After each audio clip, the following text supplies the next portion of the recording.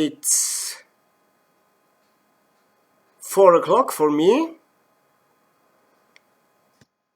That means 10 o'clock for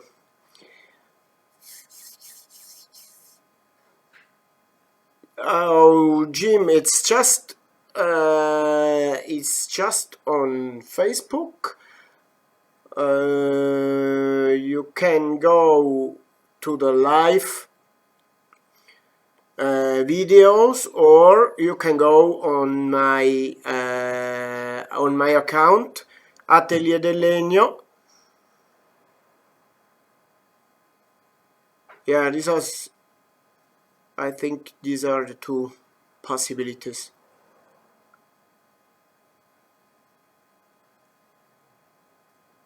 Ciao Gianni.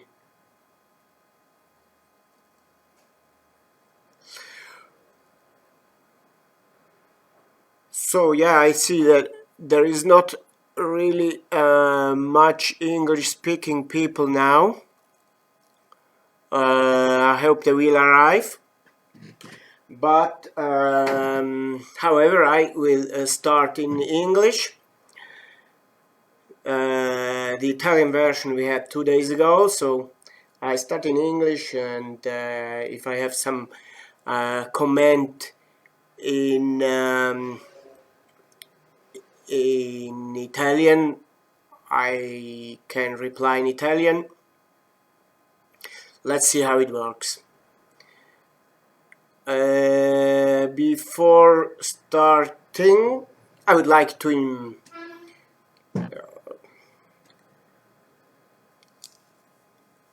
oh, now I missed the word, sorry.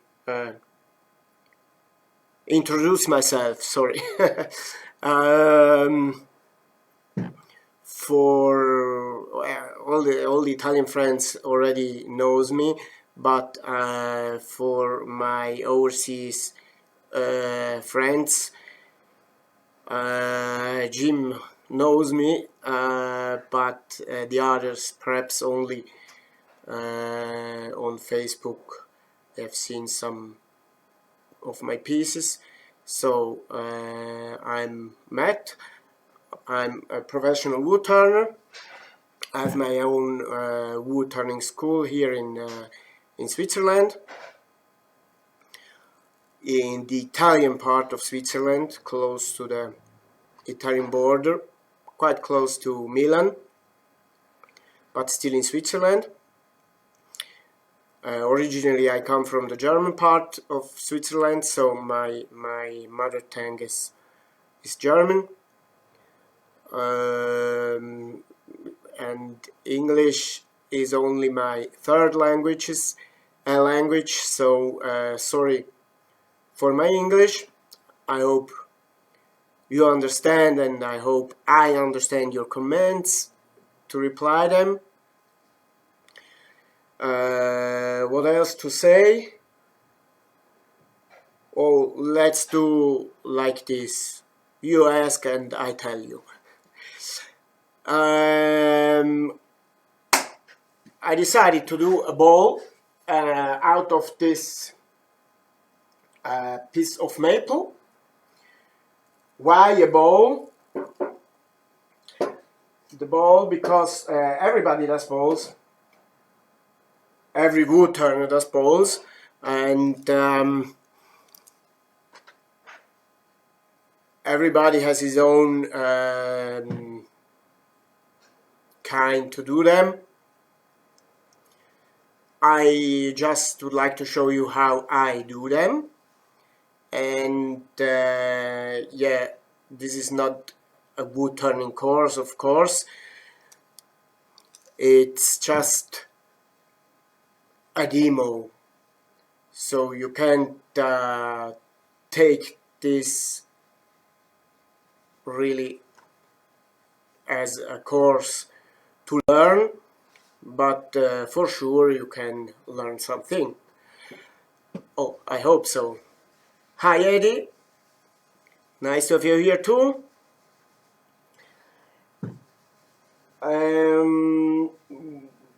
I will do one of these balls. I don't know, perhaps Jim you can help me. These balls for knitting, for the wool inside, to put the wool inside.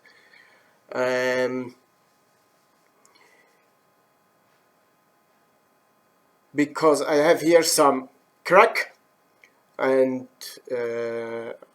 so I can do the piercing for the wool here where the crack is. Oh, the crack, I don't know if you have seen that. Here, this one. I usually use the faceplate to fix the wood on the lathe in the beginning. I have here the center because I signed the wood, the rough wood with the compass, and the first step is to fix the faceplate on the wood, on the blank. And I have here a 30mm hole, so it's not really easy, at least for beginners, to center very well the faceplate on the blank. And if it's not centered very well, your ball is smaller than necessary. So I made this little jig here. It's just a cylinder passing perfectly through the hole of the faceplate with a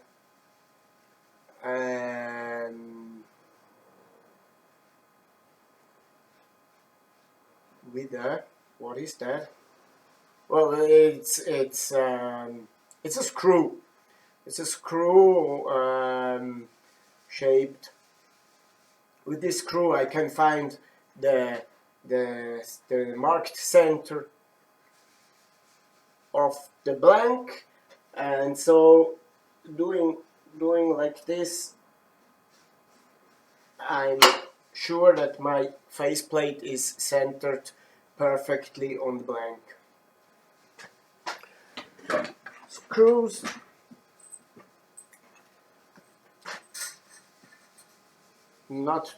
It's not so important that they are long, but they have to be a little bit thick. Ciao Pierre, I hope you speak, you are not here to learn, to improve your English, Pierre.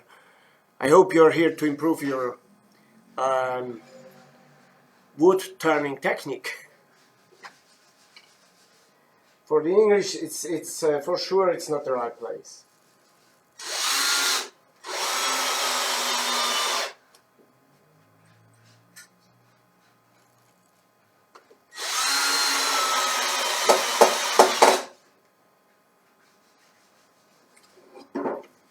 Okay, don't need that anymore.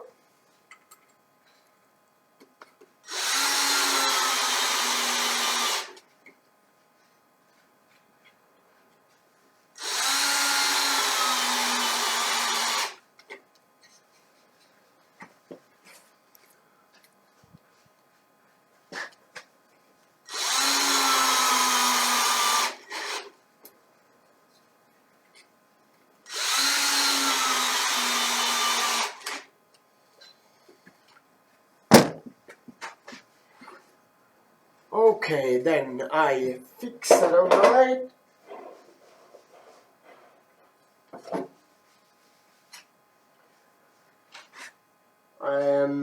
As I'm used to sand it in reverse mode, it's very important that I fix this security screws here.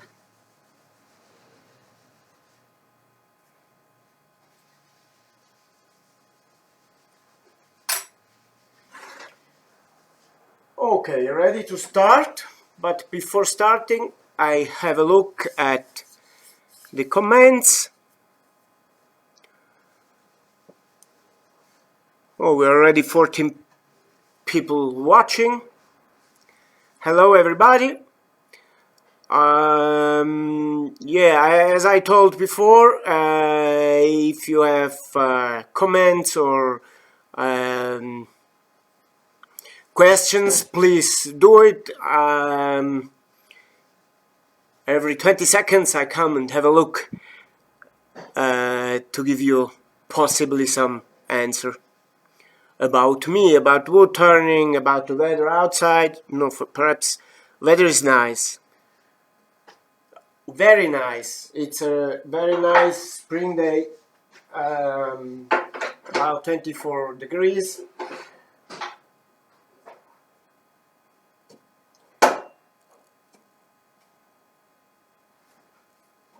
Okay, I am ready to start, and if you have no questions, yeah, I will begin.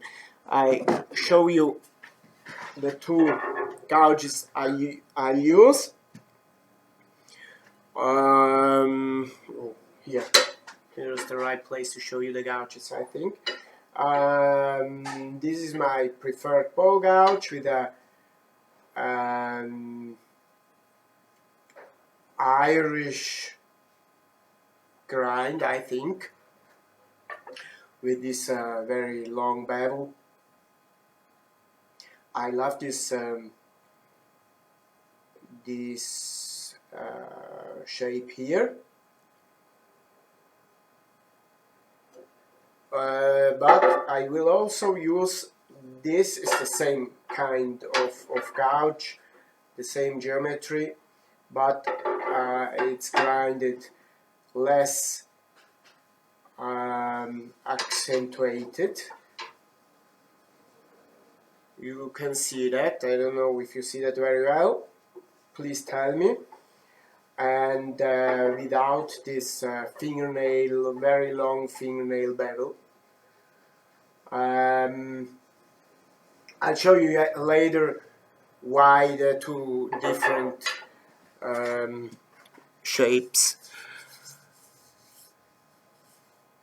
Hi Brian, hi Wayne, I'm very happy to have you here. I don't know, perhaps you missed the introduction where I introduced myself, so I'll do it again, I think.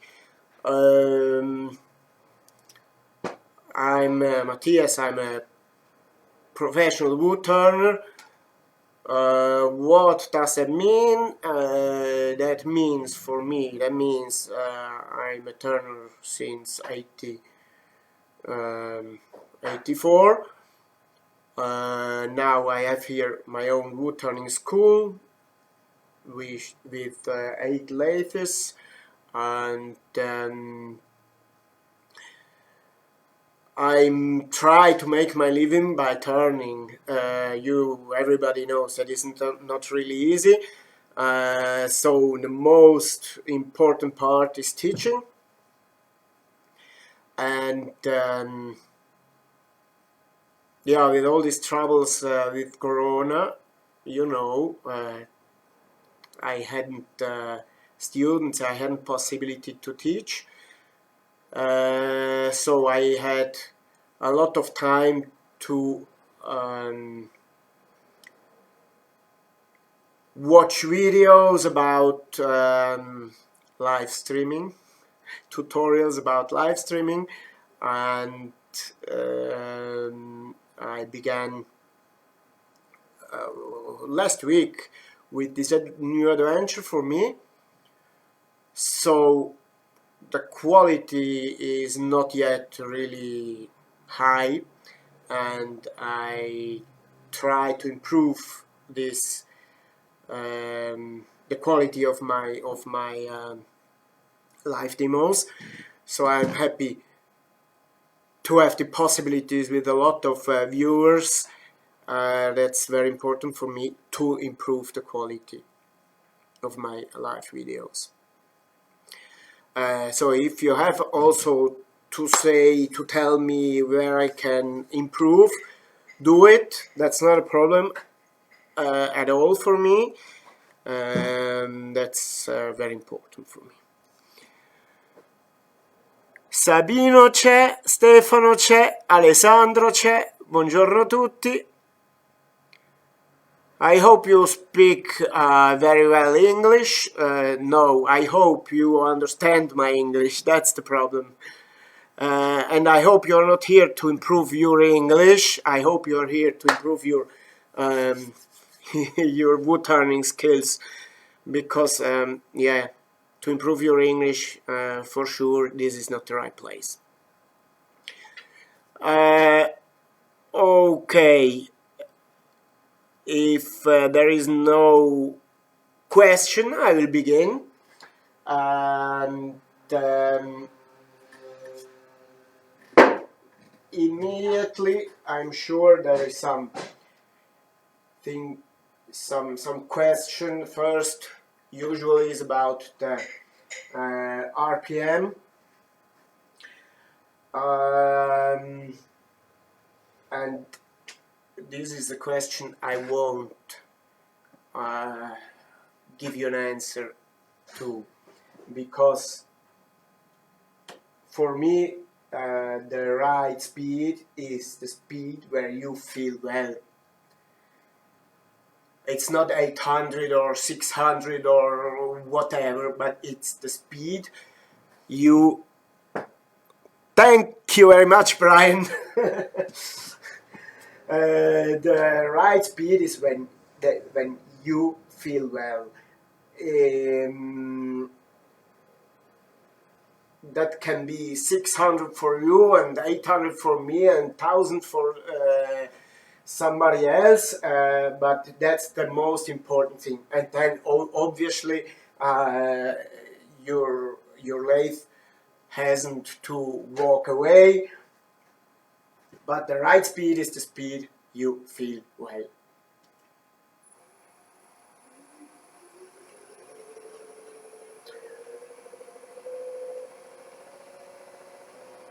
Okay, I use this ball gouge to rough. Oh, sorry, I forgot.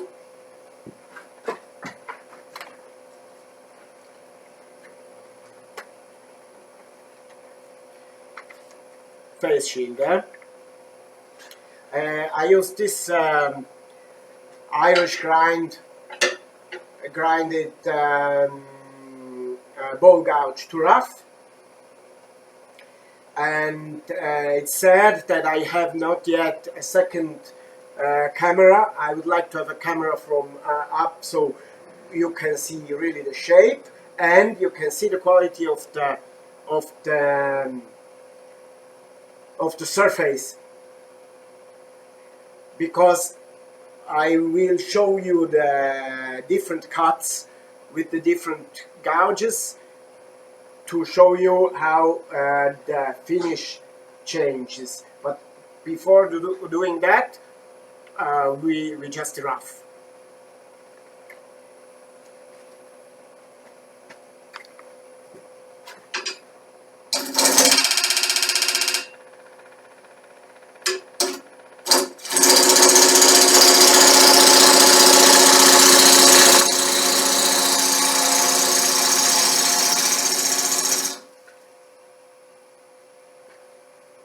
The bell is always rubbing, and the most difficult part is entering in the wood. And here perhaps you already noticed, but I don't ever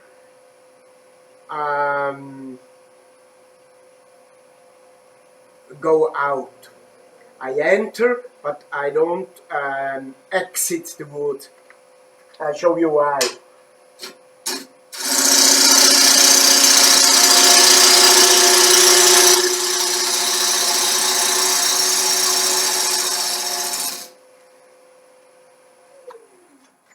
Stop here, and if I would exit here, the fibers come from here and they would crack away. It's not so important because this is the bottom, and the shape will bring that away, but very often on several videos you can see that people exits on this part, and you easily lose 3 or 4 millimeters of the height of your bowl exiting here. Now, just here I have a little inclusion, and this little inclusion would break away, and I would lose, I think, half a centimeter of the height, and that's sad. There is no need to do that. I easily can stop a little bit before exiting the wood.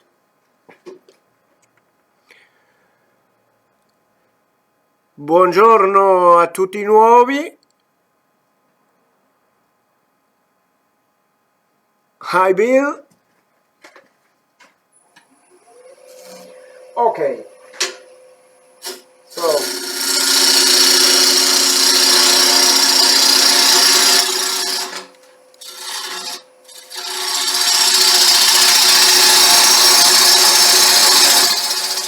I stop here and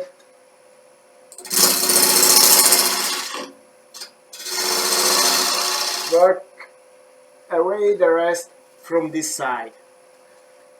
Now, just a little bit, I can do the same thing from this side, always rubbing the metal.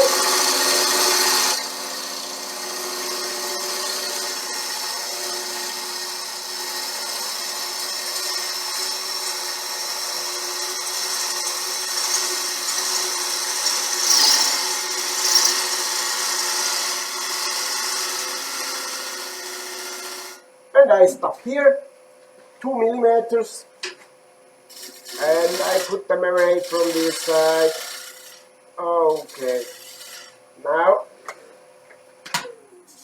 the blank is roughed, but the surface isn't perfect. It's not so important because the shape will bring away also these imperfections here, but in this moment I would like to show you how to do a really perfect last cut. And we have several possibilities. One is that, okay, I learned that yesterday how it's called this cut. It should be the slice cut, and I do that with the same gouge, but not as push cut, but slicing really from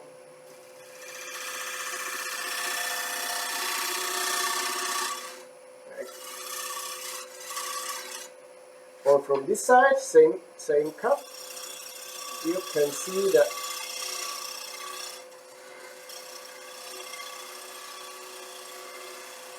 this really nice shavings, and you don't see that from here, but the finish is much better. Perhaps you can see here this little inclusion. It's very nice, but the inclusions we find often in maple, it's terrible for the cut, for the grinded. You have to regrind it. Another, yeah, what's the difference about between these two cuts? Cutting from here means I have a cut of 45 degrees. But when I have the handle so much down here and work with this bevel here. Always rubbing the bevel. I have, oh, what's that, 80 degrees, and it's really slicing the wood. You have seen the shavings. It's a really different. And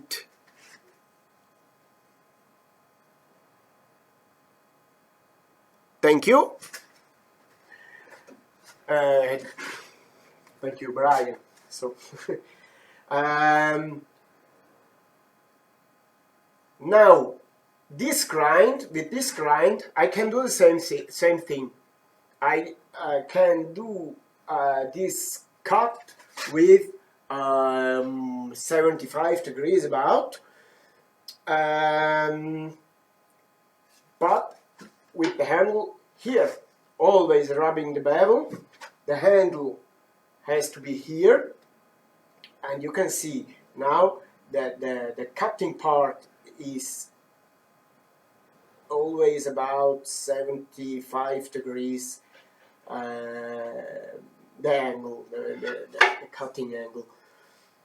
I don't start here because I don't want to re-sharpen now this gouge. So I show it from here. I'm also more comfortable from here than from here. You have to pay attention with this cut. You are really very close to the wood with this angle here. So it's not easy. You have to try that on smaller pieces.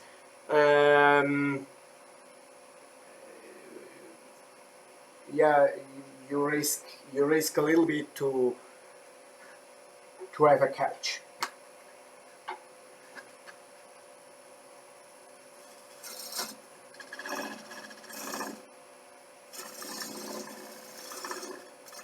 But you can see these shavings here.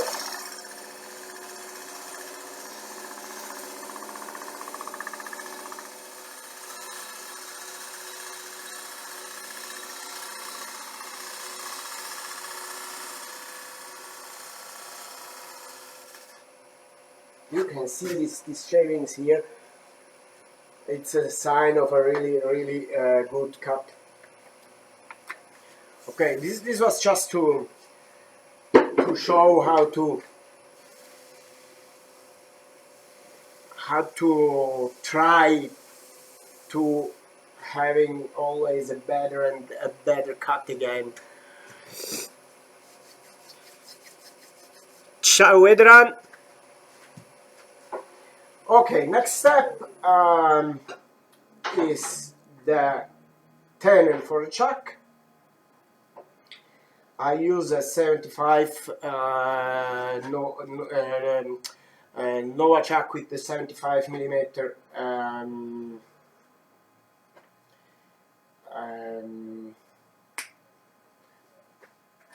oh, forgot how. I forgot the term. 75 millimeter. Yeah, you know what I mean. But I don't know where it is. Here.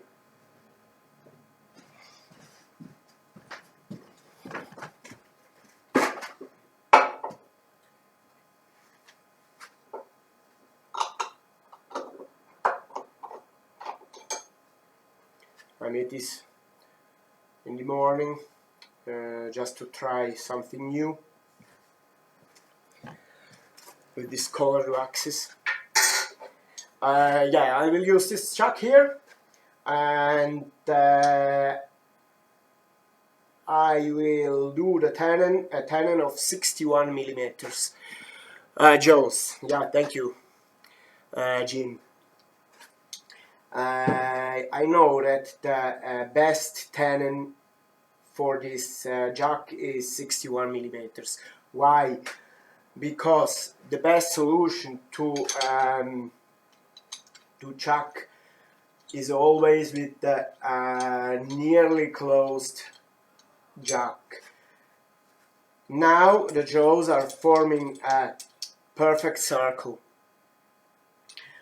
When the jack is nearly closed, the jaws are forming a perfect circle. When it is open, the jaws have always the same radius, 60 or 61, but the wood, the tenon, in this moment has 70 millimeters about, so the angles of the jaws press themselves in the wood, and the jack holds less than when you have a really 360 degrees chucking tenon. So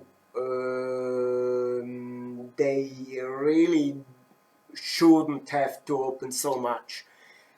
It would be enough about 5 millimeters of opening, because you should always use them as closed as possible. I know it's 61, so I will produce a tenon of 61 millimeters. Ciao Antonio, ciao Giuseppe. You can sign the tenon with a compass, but in this moment really it doesn't so much matter how that the millimeter is not important. Oh, but I should have a meter.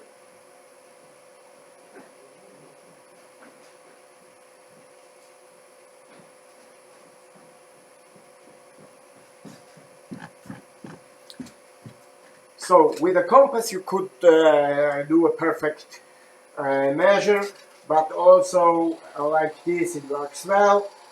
30 and a half,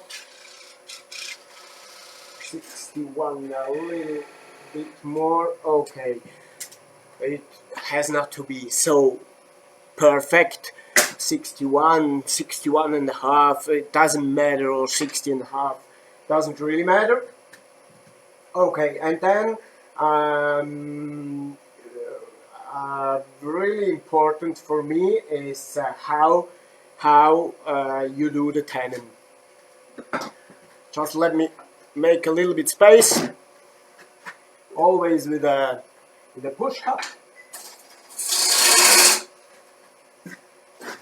face shield.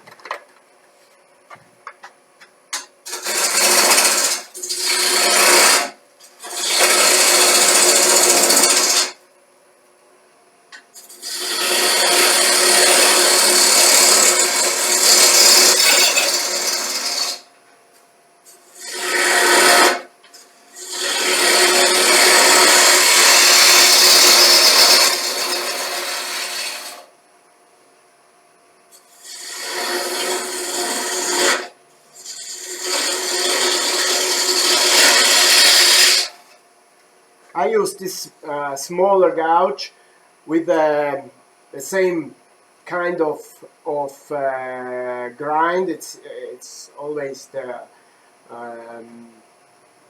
long fingernail grind, just because with this one I would have some troubles with the bed of the lathe. I could switch out the head, but for the camera it's not the best solution, so I take the small gouge. Okay, for me really very important is that doing the tenon with the gouge and not with a parting tool, for example, like this. You never obtain a good surface on your tenon. What does that mean? You have tear outs, and where this tear out is big, the jaws, the wood is less dense, and the jaws enter a little bit in the wood, and in the other, usually where you have end grain, so here and here, you have more tear outs than here and here on the side grain, and then the jaws are pressed more in the wood here and here than here and here, and the possibility or the probability that your blank turns perfect round on the jack is small. When you do the tenon with the gouge, you have a perfect cut, and your blank shouldn't have any wobble on the jack. So I always do the tenons with the spindle gouge.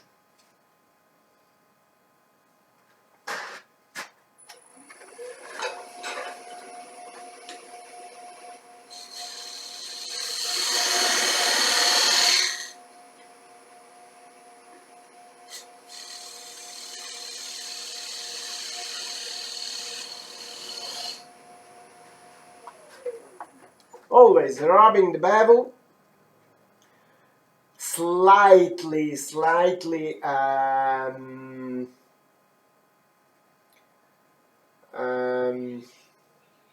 coda di rondine, don't know how to say that, slightly trapezoid, I don't know, yeah, slightly like this, not parallel, and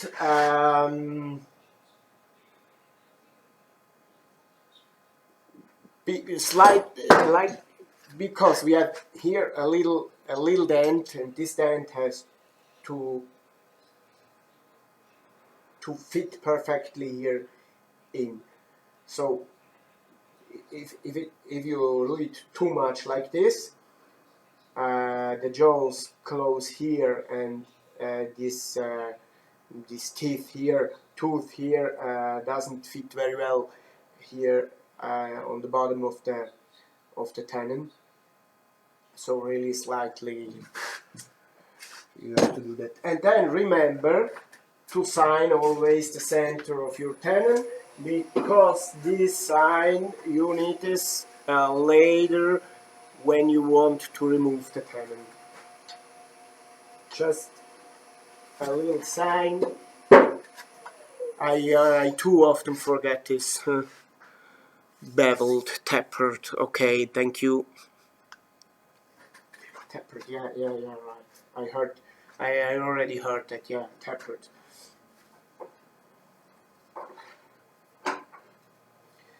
Yeah, I'm happy because with this demo I can also improve my English. So I'm very happy about this.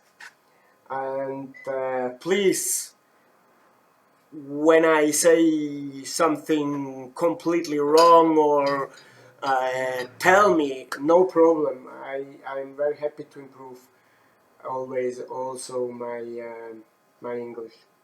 Okay, the tenon is made.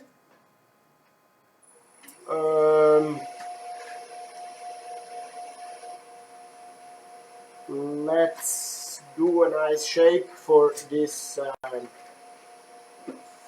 bowl here. No.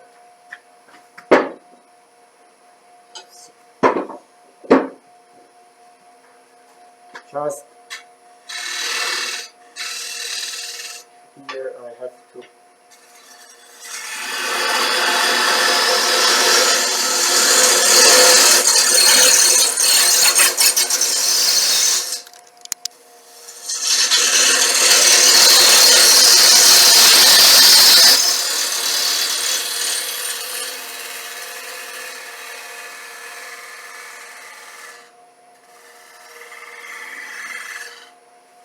Okay. Sorry.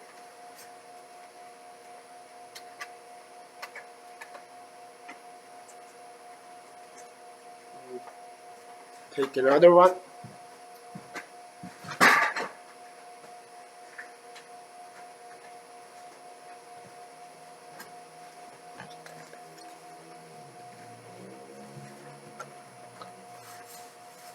Okay.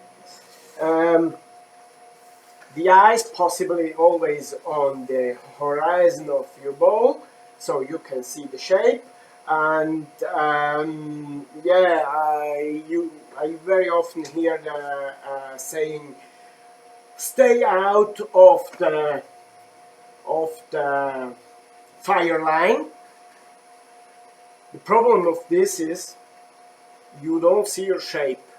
You don't see the shape of your bowl if you stay out of the fire line. So you have to stay here. The shape changes here or here. It's not the same view. So possibly you have to work so that you don't have to stay out of the fire line.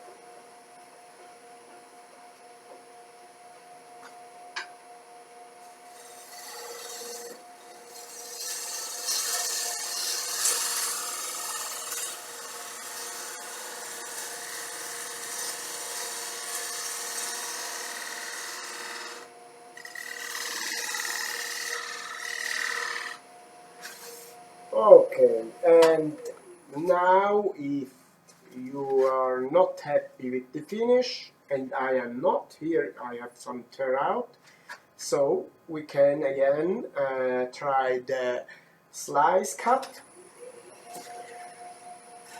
always rubbing the bevel,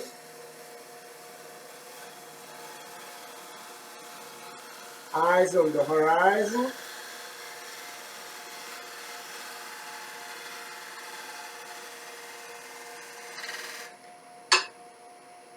Without exiting the wood. Okay, and now I'm sure I have a quite nice finish. No tear out. The shape is okay, not exciting, but okay. That's done. Any questions here?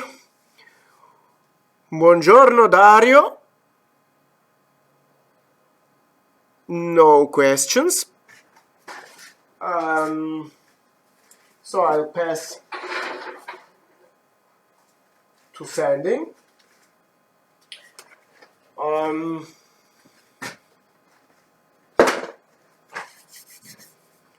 Okay, yeah.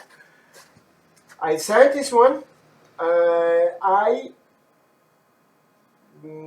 prefer sanding with the. Wait, I use it in the morning.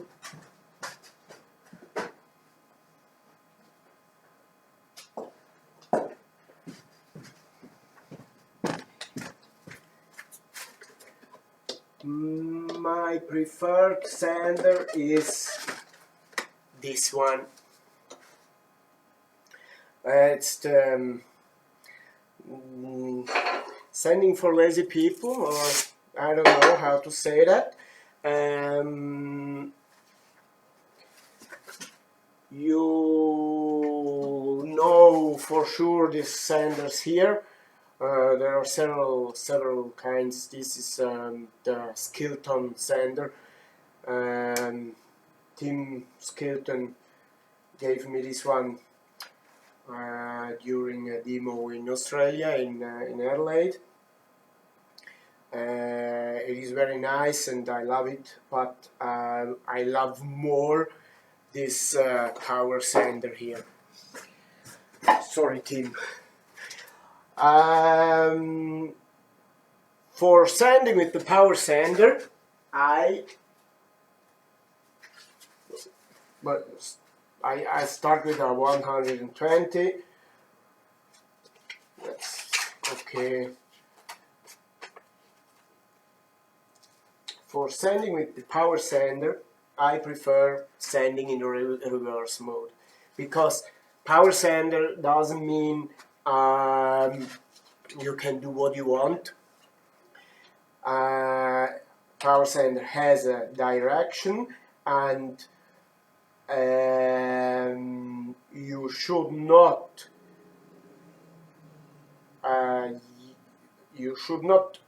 work here when the sander goes up and the wood turns in reverse mode, because they go in the same direction. It doesn't work very well. So you could work here, it goes in the other direction. That works very well, but with the power sander we have also the advantage that we can sand with the grain, not against the grain. When we sand by hand, we always sand against the grain. With the power sander, when we work here, where the direction of the rotation is like this, we work a little bit with the grain, and that is nice. That's the same thing the power sander, this sander here does. Also this one, you should not use it like this. It has no sense, or like this. So it goes in the same direction of your wood, but you have to use it here. So it sands in this direction a little bit here, because it has to move, to turn, but not too much. And the same thing is also with the power sander.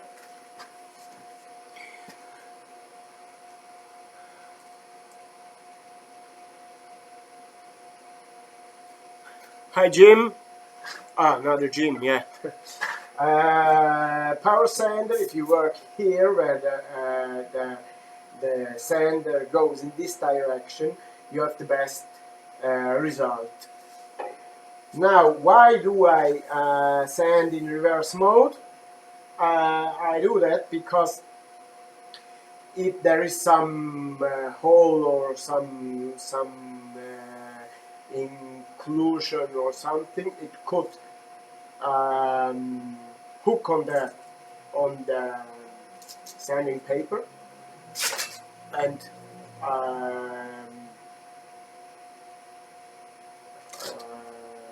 loop it from the Velcro here. So I should work here, but I don't see what I do. If I use reverse mode, I can work here and I see what I do, and it doesn't hook on my sanding paper, and that's fine kind to work.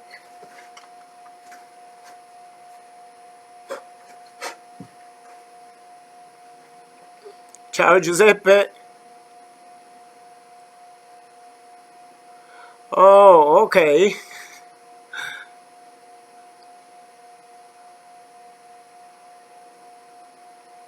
Nice of you here.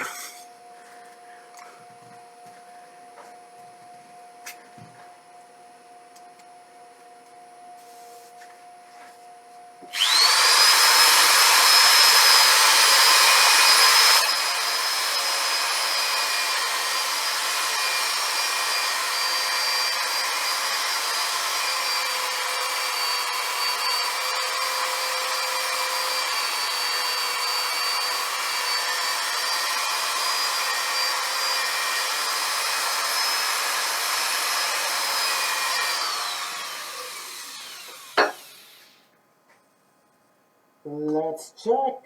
Oh, that's fine. Yeah, that's the word.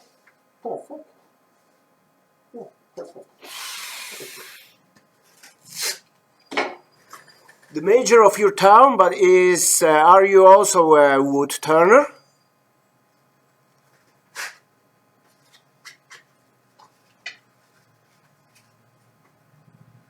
Okay, next grid 180.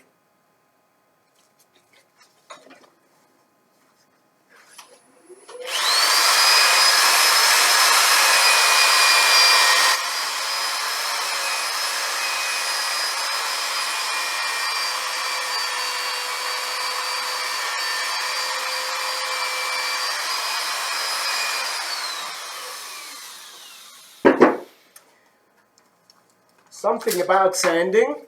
Short, huh? The first grit you use is always the grit you should eliminate um, every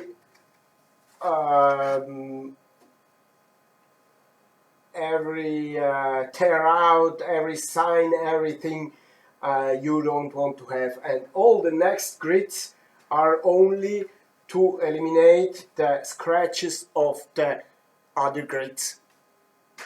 Very important this. So you decide what is the first grit. That can be 120, or if you have a lot of tear outs, 80 or whatever you think. But the first grit you use is the grit that has to eliminate every impurity. The other grits are only for the scratches of the grits before.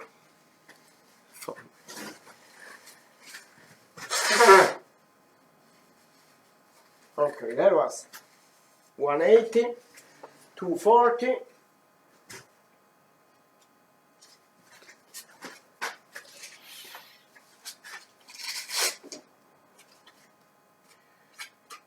Obviously this has to be a little bit smooth because it's for the wool for knitting, so it should not be too rough. But I'm a fanatical finisher.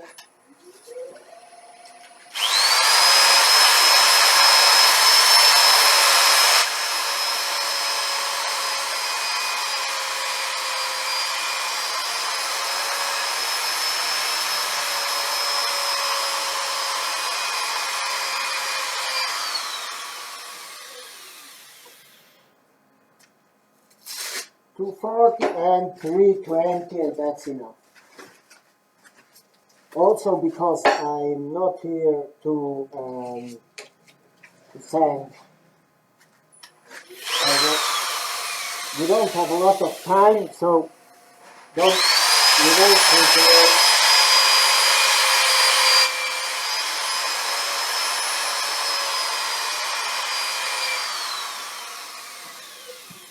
Okay, yeah, that's fine. Good. Happy about this finish, yes?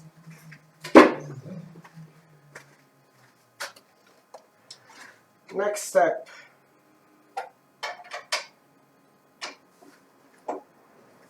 Oh, yeah.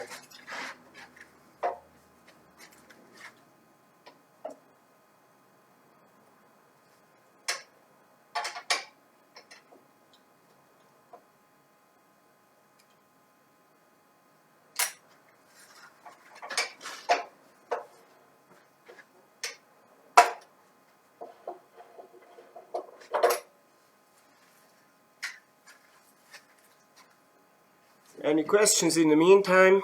No?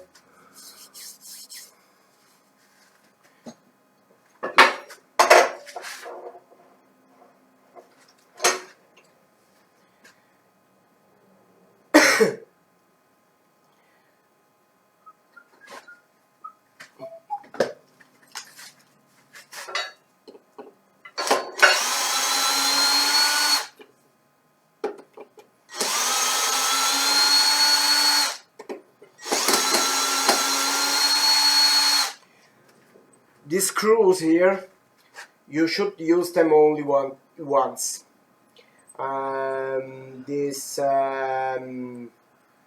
The risk that they lose the head, they break, is quite high. So it's better using them only once. Not so much because I am afraid that my piece, they will break all in the same time, and then my piece will flew away. But because I'm afraid that they break when I use them the second time into the wood, and or when I try to pull them out, they break into the wood, and then I have a lot of troubles to finish my bow.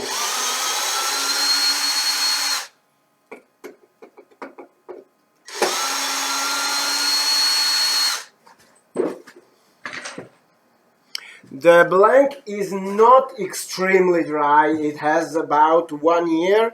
I got a lot of this, I can show you, of these pieces from a guy.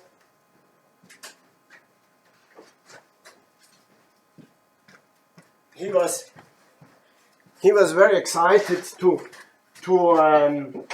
give me a lot of these blanks. He said, "Oh, they are perfect for wood turning. You can have them." And he cut them too short, so they are cracked too much. So I can use really that's the biggest thing I can do out of this blanks. So it's not so a good score I did, but yeah, I make the best, huh? Ah!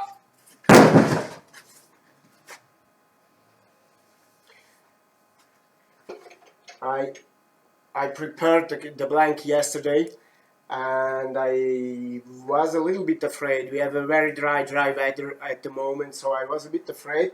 I put it in a plastic bag during the night because I wasn't sure if it won't crack till today.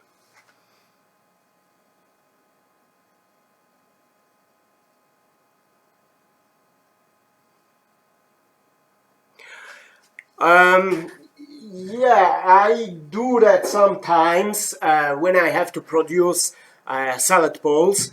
I use the food as tannin because yeah, it's always 10 minutes or a quarter of an hour more to eliminate the tannin, and that means that I have to increase the price for my salad bowls. So sometimes when I do salad bowls in series, I use the feet as tannin, but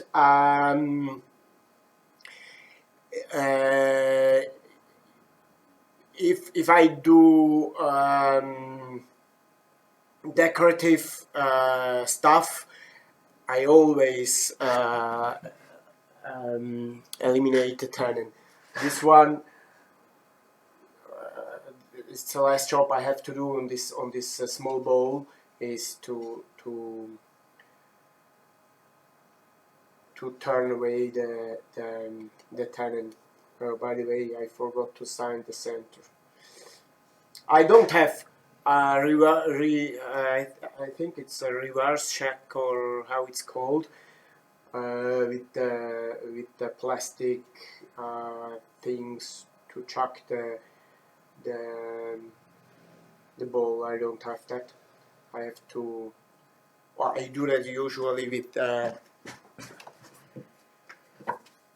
plate, with a cork or a plastic gum rubber thing, and I press it with the center against, and so I eliminate the tenon.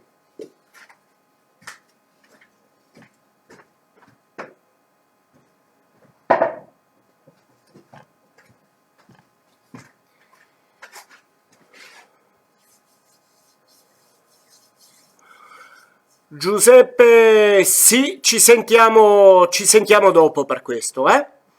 Ti mando un messaggio in privato. Ok, the key.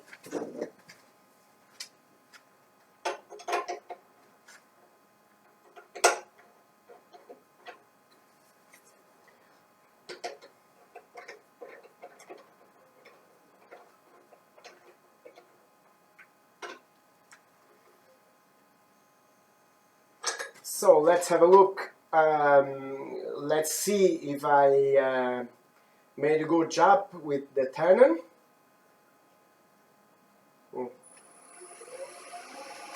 I think so, huh? Yeah, that's good.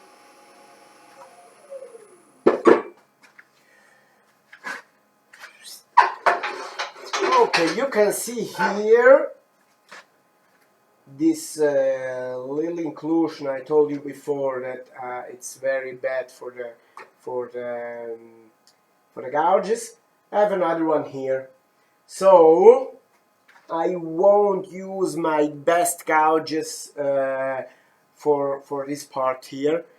I'll start with a gouge I don't love, so I can finish the ball with the gouges I love. Makes sense? I have this gouge here. It looks similar. It looks like the other one, but if you have a look at the geometry of the gouge, I don't know if you can see that really well, but this is a little bit deeper. And what I really hate of this one is that the sides, inside, the walls of the gouge go down straight, and then they make the curve, and then it goes up straight. And this one is curvy everywhere. So I really hate this one. It's hard to sharpen because on the shape, on the sharpening shape outside, you always see this gap between side and curve. So I always have this it makes like this. Yeah, I don't know if you know what I mean, but it's hard to do a regular shape. I really hate this gouge. So I will use this one now for this part. So if it doesn't cut anymore, I can use my preferred for the rest. Ciao Valentin, freut mich, dass du da bist. Hi Giuseppe. Okay, so where's my face shield? Here.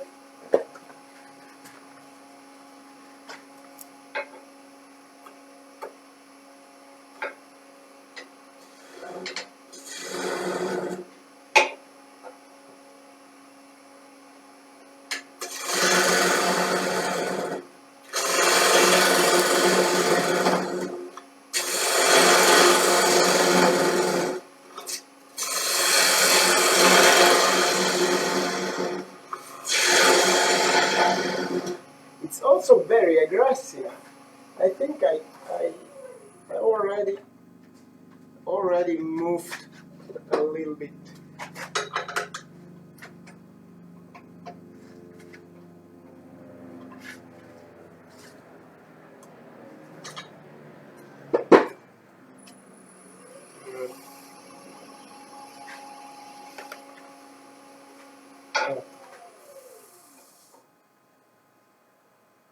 Okay, this black inclusion is already removed, so can go ahead without problem.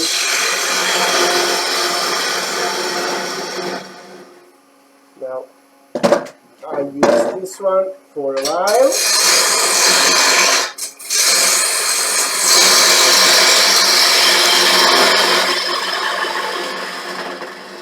Okay, and also here, always rub the bevel, and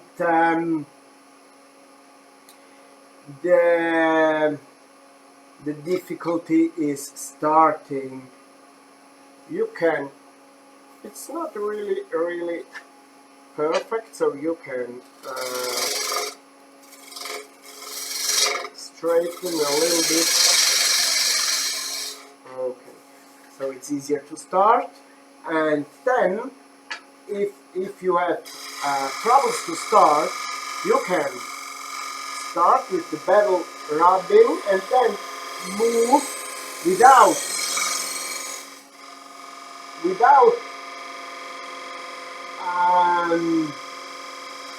or with always touching. The bevel has always been in contact, but start with the bevel rubbing already, and then you can move the handle. Your gouge always cuts in the direction of your bevel. If your bevel goes in this direction, your gouge cuts in this direction and in no other direction. And if you want to cut in this direction, on the bottom, for example, if you go down and then you cut in this direction, you're forcing your gouge to do something the gouge don't want to do. So if you want to cut in this direction, also your bevel has to go in this direction. And if you cut in this direction, your bevel has to go in this direction. So let's show that again. Start with the bevel and then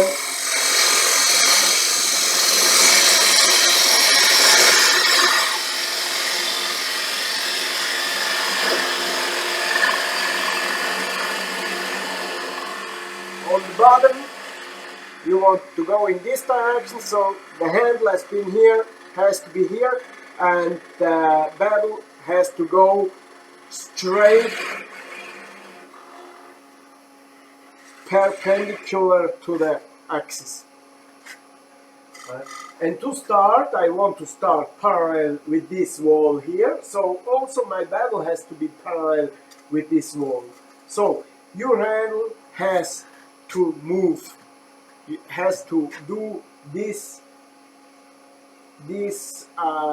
journey here, from here to here. It's about 90 degrees. Ciao Lucio. Ahmed, hi.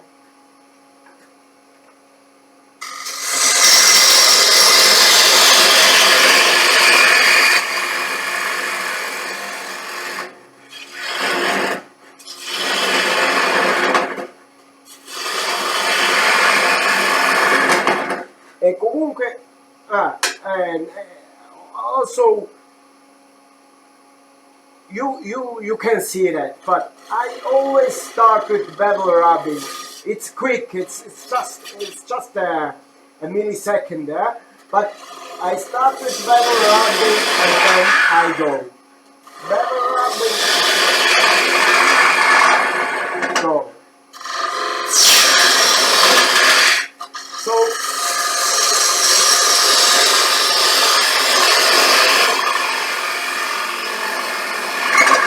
you have no risk of a catch, and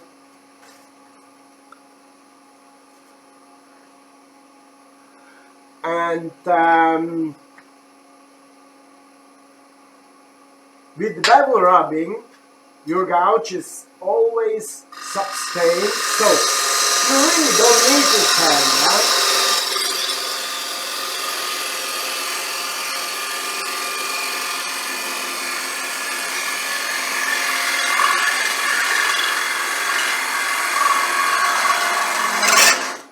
I have to admit that was showing up, but I hope you all you know what I mean. This is a proper cut, sustained cut.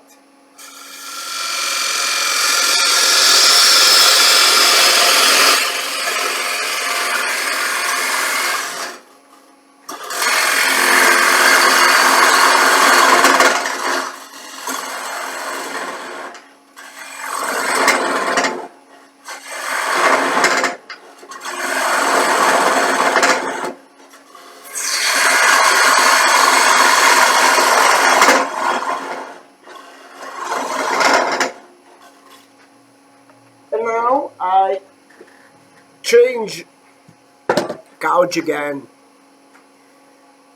with this shape here. It's hard to start. It's really a flat angle, so it's very hard to start without having a little catch. But now when I'm started, I can work always with the bevel.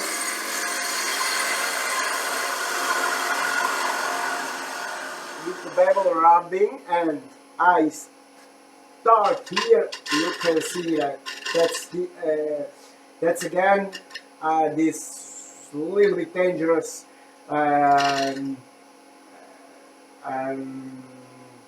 position with this angle very close to the wood. So pay attention. But when you have a look at these shavings here, you see that the cut here inside on the wall must be really much better than with the other gouge. I have to start because in the beginning, the first 2 centimeters, the finish is not so good. So I try to start with this, but it's a little bit hard. Don and Daniele, Ibrahim, hi. So I start here. I have to see very well.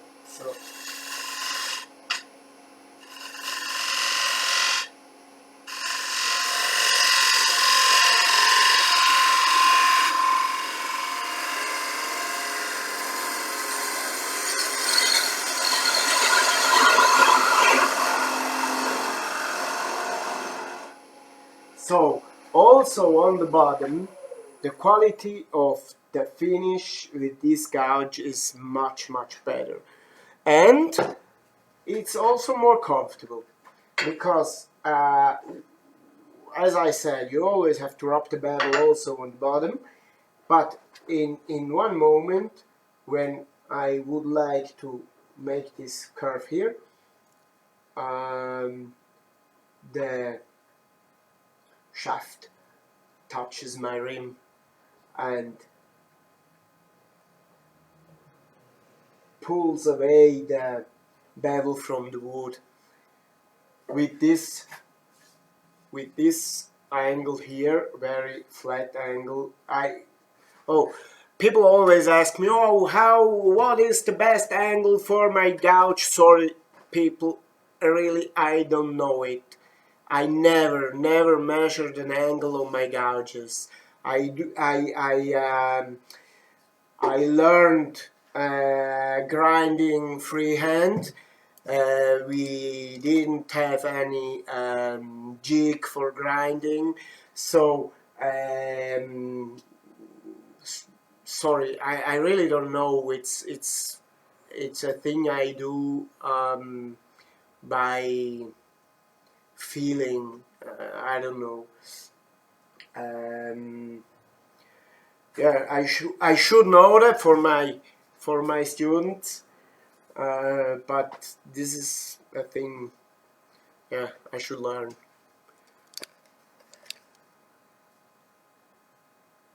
Bottom feeder. Okay, thank you very much. Now it's already thick, the bottom, but I go ahead with this gouge here.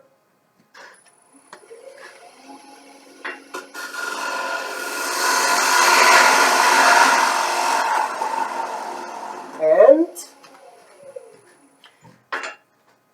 working on the bottom with this grind, I always work with this 70-75 degrees of cut, while with this one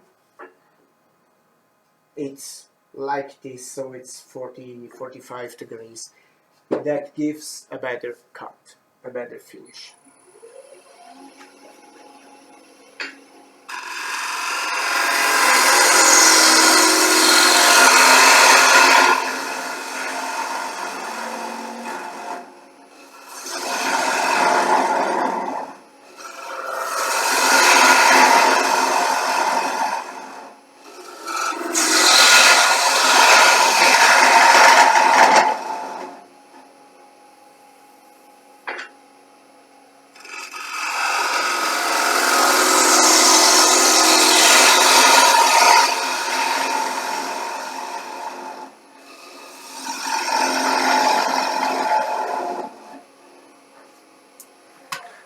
Checking a little bit again.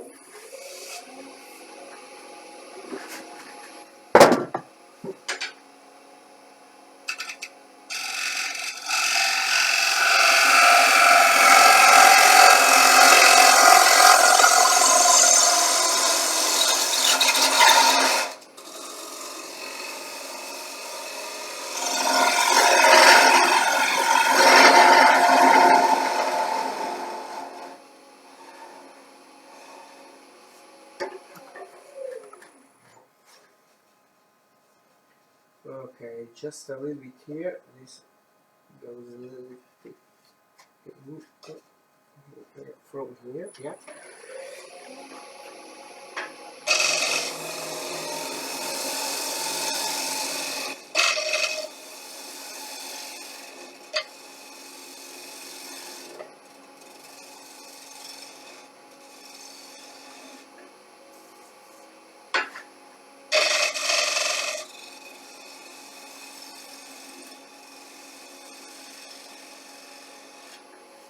Mm-hmm.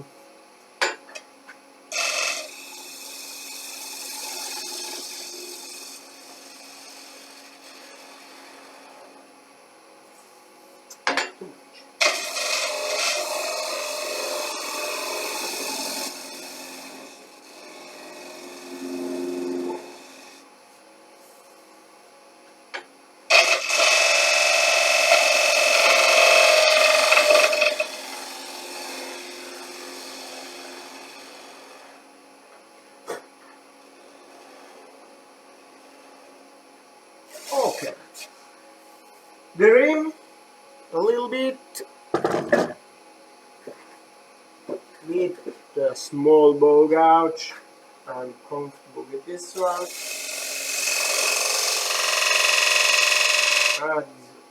This inclusion, just like this. I love it.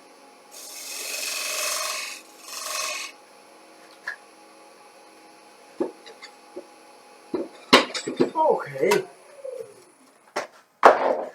that should be enough.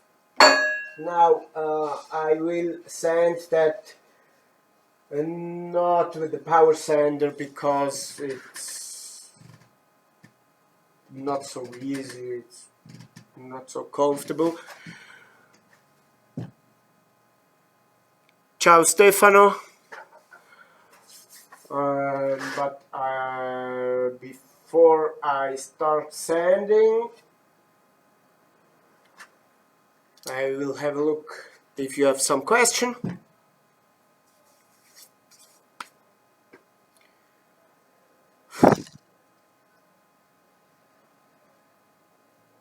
No question, so it's 5:11:20 for you, okay? For you, for Jim, then the others I don't know. I will send them that by hand. For power sanding, I should use the not the angle sander, but the frontal sander, and I don't. I haven't prepared that, so I do that by hand. Doesn't matter.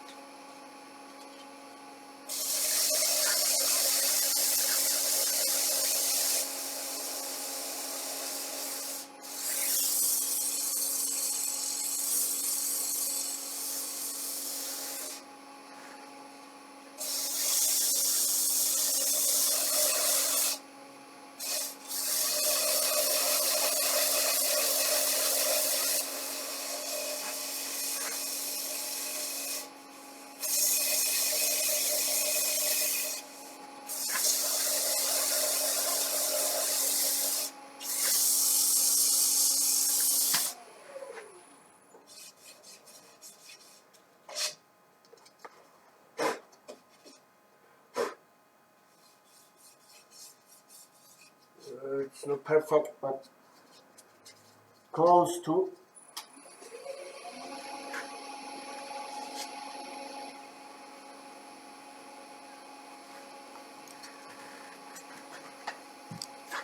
Brian, I do, but here it's small enough as ball that I can feel it. But if they are a little bit bigger or big, I love doing big stuff. If they are bigger, I measure that. Yes. Mm-hmm. Well, it's quite easy. Just need a piece of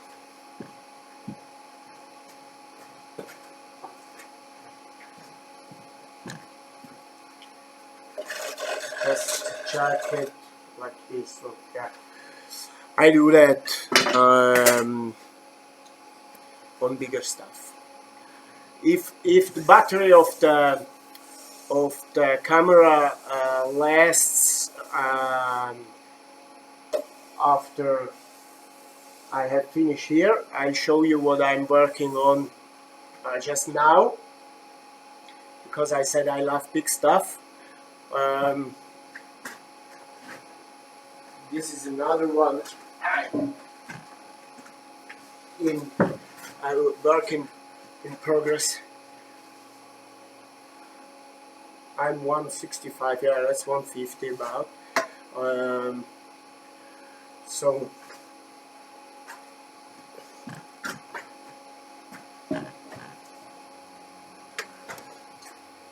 okay, that's let's go ahead with sanding.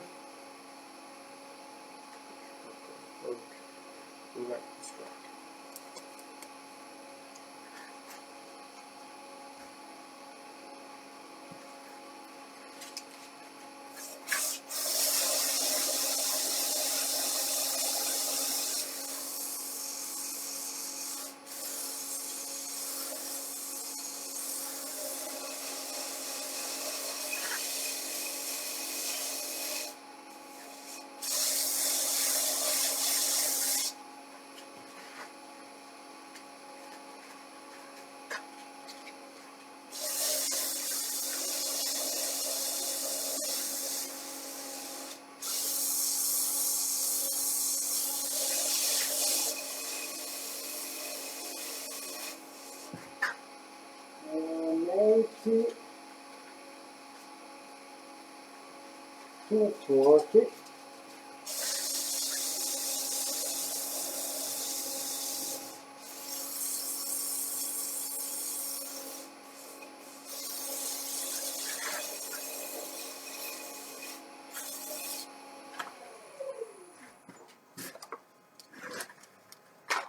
Okay, that should be enough. There is some little tear out here, but for today that's okay, because I don't want to bore you, annoy you with my sanding skills. Okay, now it is okay, ready. If you want to have a look how I remove the tenon, we can do that. If you prefer doing some question and have a look at my work in progress, we can do that, and that's your choice.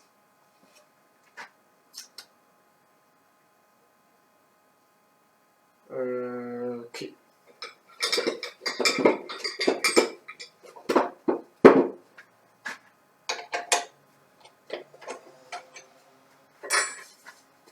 It's still a little bit thick, but it's okay. It's for the wool, and so it's good having a little bit heavy bottom.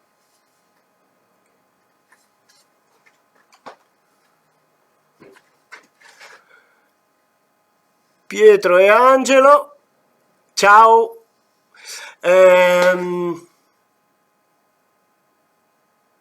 Removing the tenon, or have a look at my work in progress.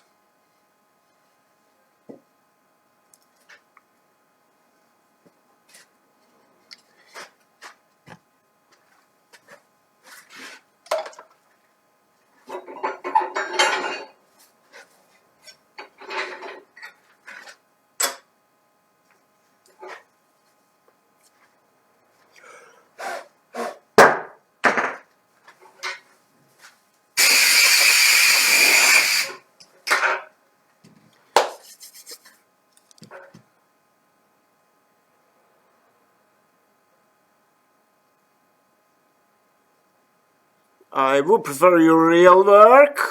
So what do you mean, Jim? Real work, grazie Luigi. What do you mean with the real work? I can remove the tenon, it's just, it doesn't take a lot of time, so I've seen that Pierre would like to see how I remove the tenon. I show you something. I showed you before this plate with the rubber on. This rubber is a little bit old, I have to change it. But what I want to show you is this. This is a wooden plate, and it's threaded with a 33 for 3.5 thread. I have this don't know how it's called, and hi Martin, nice to have you here. I already showed them what I will send you soon. I'll send you soon some picture of this one. So okay, I have this thing to make the threads, and so I can fix it. It's more yeah, you don't really need that. You can also use a faceplate or whatever you want, but it's nice. I love it. So I have my wooden threaded chucks, and I can fix them this way. So it's just nice to have.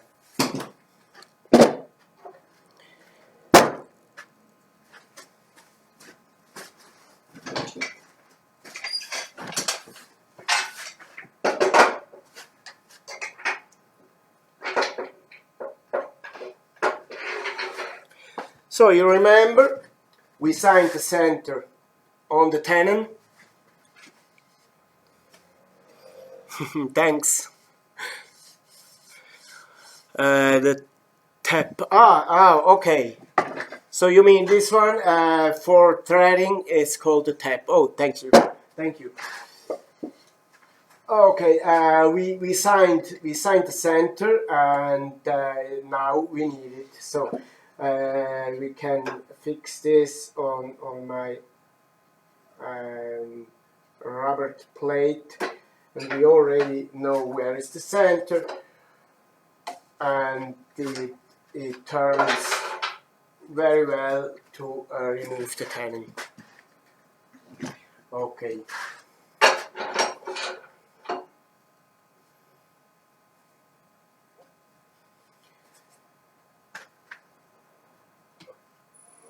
I use my spindle gouge for this. No, I start with the small ball gouge just to remove fast, and then you can see that. Yeah, I think.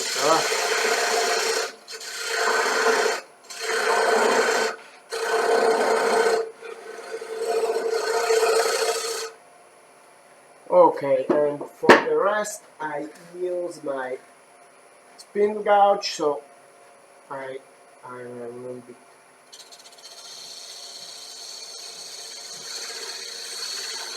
softer.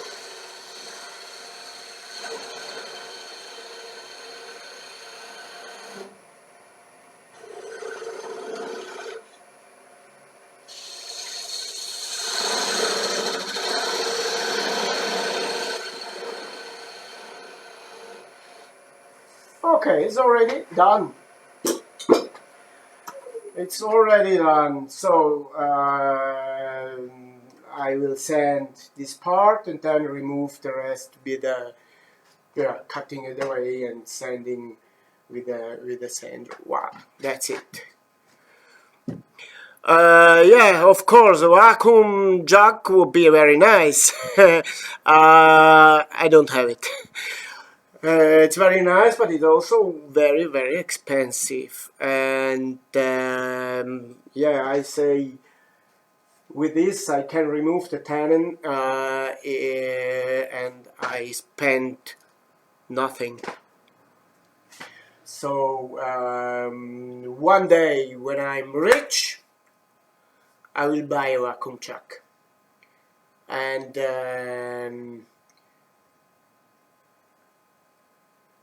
yeah, now it's not a good moment for that. You know what I mean.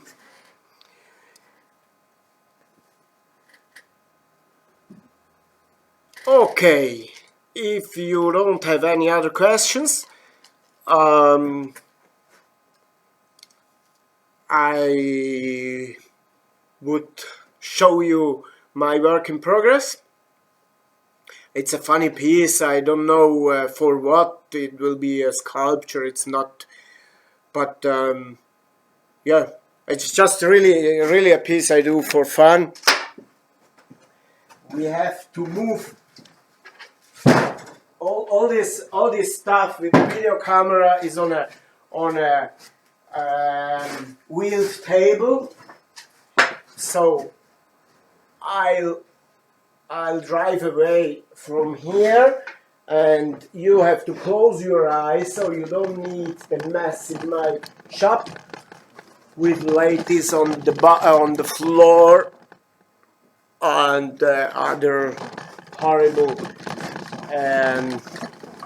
sensations.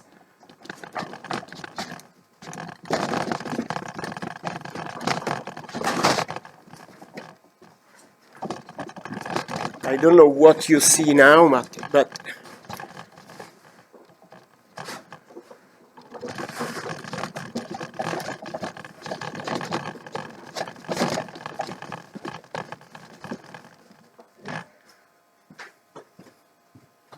okay, here I am.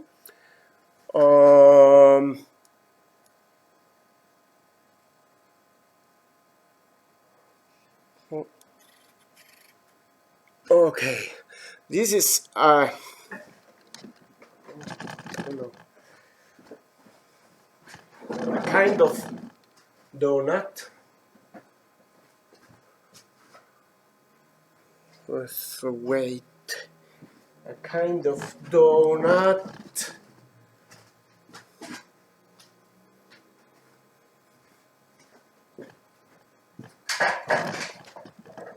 This is just for your eyes, huh?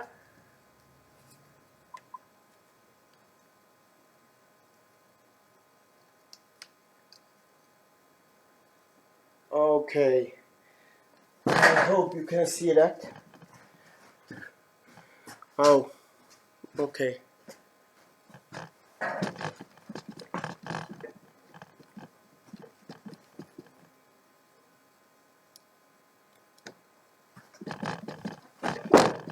Okay, it's a donut. The center is here, and now it's off center, and it turns, yeah, off center for doing all this. Now it's completely off center, yeah. And when I do my work, it turns like this something.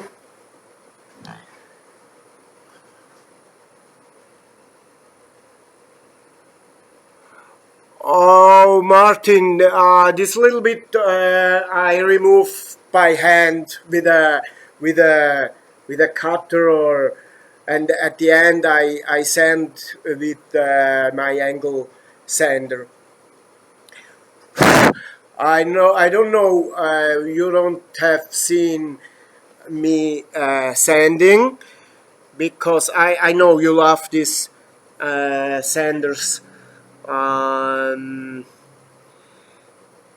I personally use more the power sander, the angled power sander, and I will remove this this bit. I will remove by hand, and then cutting it, and then sanding a little bit with this sander. So yeah, okay. Um,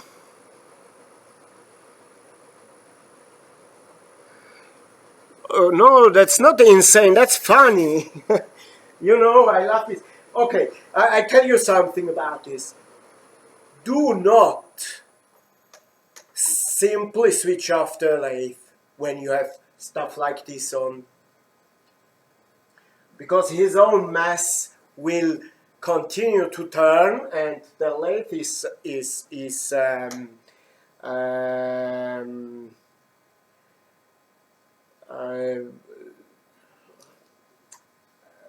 how to say that? It's stopped.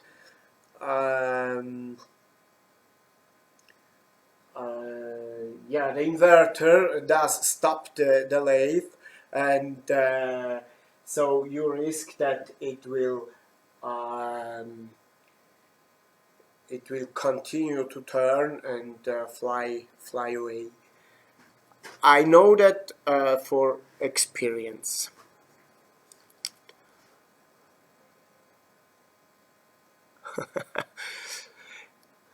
The faceplate is a wooden one I made, and it's glued uh, together with this 27 millimeter 3-layer plate.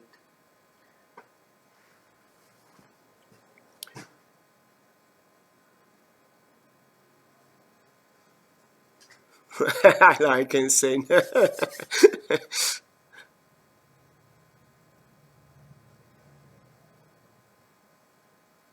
Yeah, that's what I mean. Don't switch it off. Slow it down. Yeah, that's exactly what I mean. Uh huh.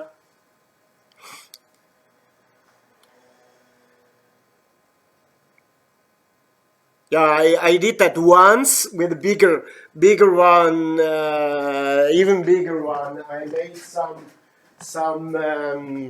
I call it cigar. It's a 1 meter with a turning turning in the middle, and it was the first one I made in this kind, and I just stopped the lathe and it flew away. It's not so a big problem. The risk that you're hurted is not really big, because it goes there and you are here, so it's not really a problem, but yeah, not really funny. It's just a sculpture. I'm working just now with a lot of I have. I have it for 30 years about, and I decided to use it all, and I do some. I take some pics to show you.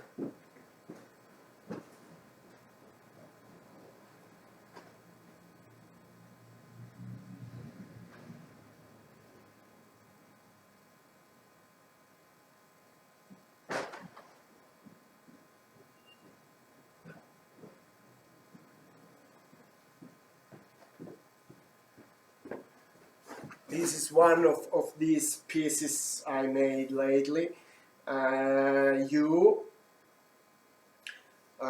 With these turnings in cross grain, and the spindle turning, and then the cross grain turning from both sides, and then I burned the inside.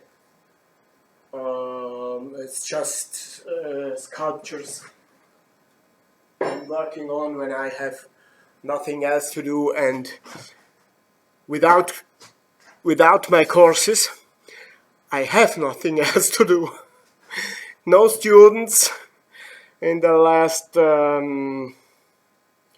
6 weeks. I've planned a lot of courses always in this period.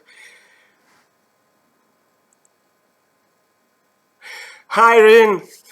Oh no, it's not crazy, it's funny. Oh, yeah, I know. Crazy and funny, very often is the same thing.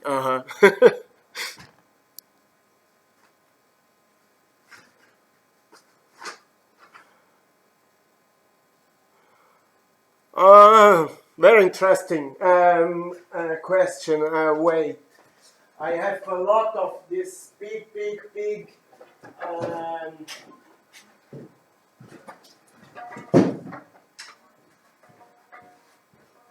One is this one.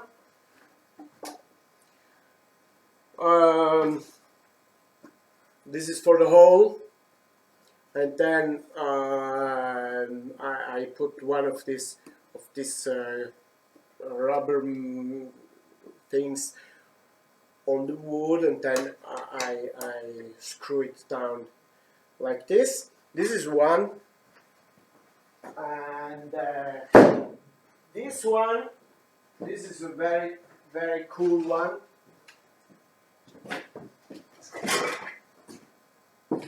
Oh, give me a moment.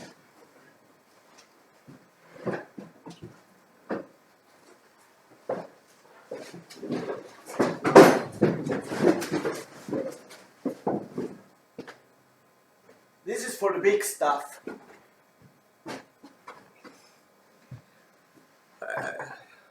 I don't know if you can see that.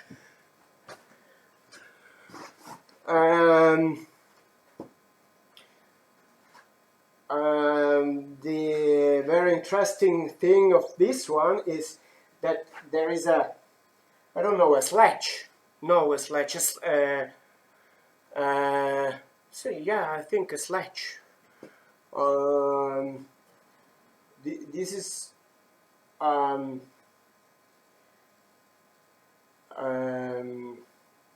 mobile on this one, so I can fix a cylinder and do several turnings on. Oh, you don't see that really? Okay, so This is really huge, and also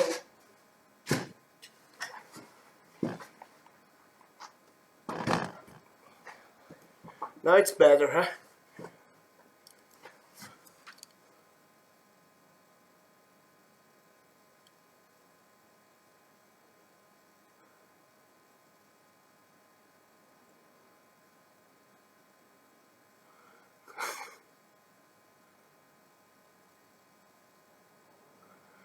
Hmm.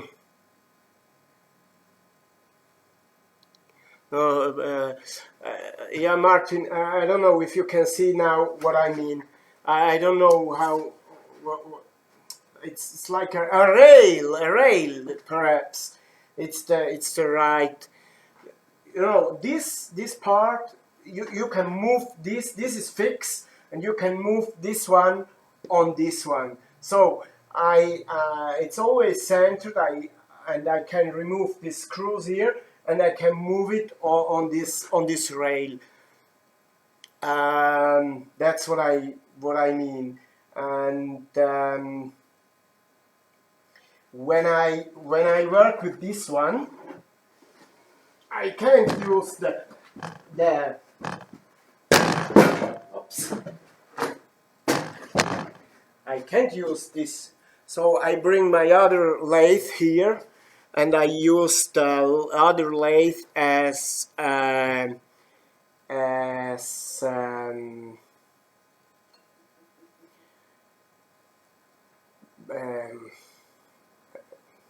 yeah, for the tool rest, for to put on the tool rest. Okay.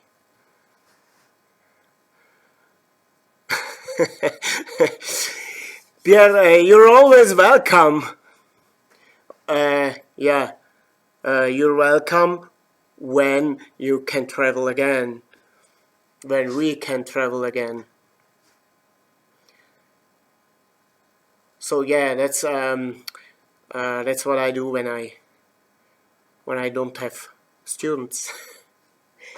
But the other thing, and I have to say thank you, Martin, because all this stuff with the live demonstrations, watching you, I learned really a lot. Obviously, I had the idea in the head, but I had always a lot of other stuff to do. And yeah, Jim, if you remember, we talked about the remote demos and stuff like this. And then we had the lockout, and I had nothing else to do, and I saw your live demos, Martin, and that helped me really much. And I think I'll send you soon a mail with some question to improve again this technique. I'm happy about this.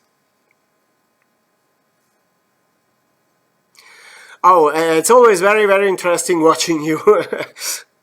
You know, I'm a wood turner since IT4, and that doesn't mean that I can't learn anything. The best is every wood turner can always learn from another. Also, if the other is a beginner or turns not for much time, we can always learn from them, and that's great. Thank you very much. Ciao Michelangelo, nice to have you here too. We're already at the end. I think also the battery of my telecamera is at the end, so I think I'll close soon. If you have some last question, I would be happy to answer. You like the slice cut, so do I. Try it. Try it. It's really a great cut. Yeah. Oh yeah, yeah. I completely agree with you, Martin. Mm.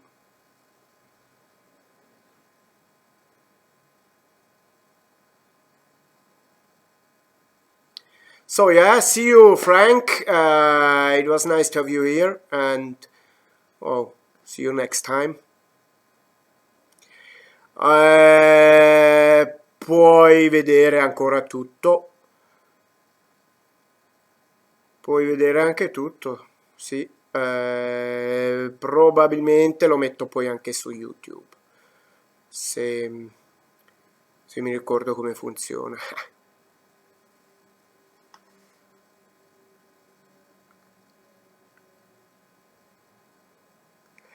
Un abbraccio a te, grazie, statemi bene, alla prossima, sì. Salutoni, grazie.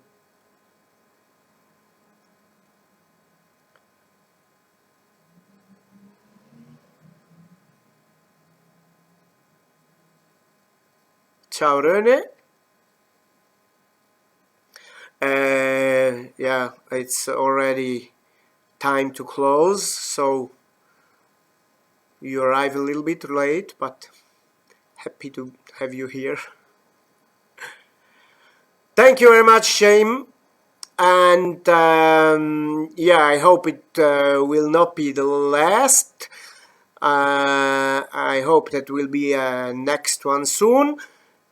I learned at least one thing today, that when I schedule a demo, I have also to say which time zone because yeah, there was some some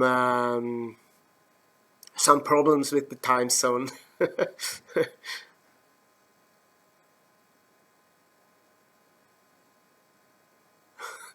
Thank you very much, Martin. So I wish a very nice weekend, everyone. And Jim, a big hug also to Charlene.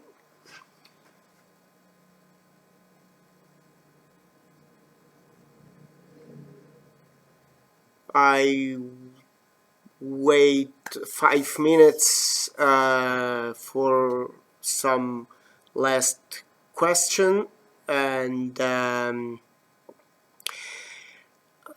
Stefania in realtà era la stessa dell'altro giorno, però la puoi comunque riguardare, non puoi fare domande ma la puoi riguardare. Thank you very much, Pierre. I'm happy that you enjoyed it, and see you next time, perhaps in Italian.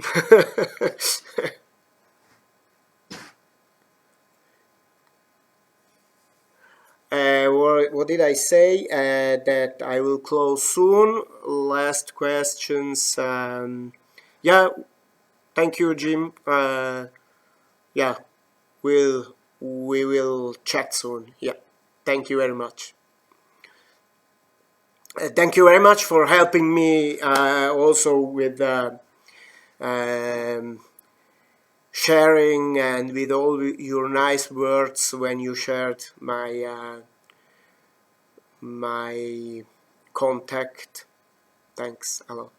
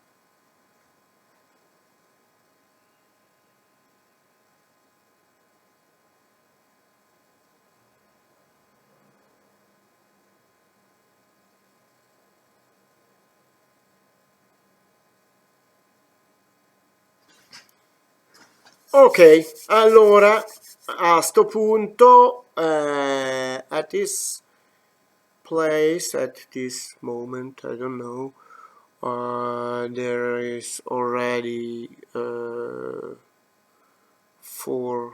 people watching again, or still watching, sorry. I think I'll close. Thank you very much, and have a nice weekend, and see you soon. And I forgot to say, to have a look at my YouTube channel. Accidenti, la prossima volta lo faccio.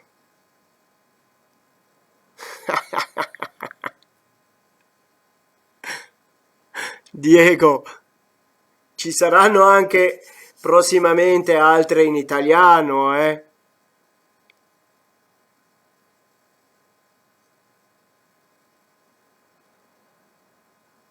Oder vielleicht auf Deutsch. Bye bye. See you soon. Oh, now I have to remember how to shut down.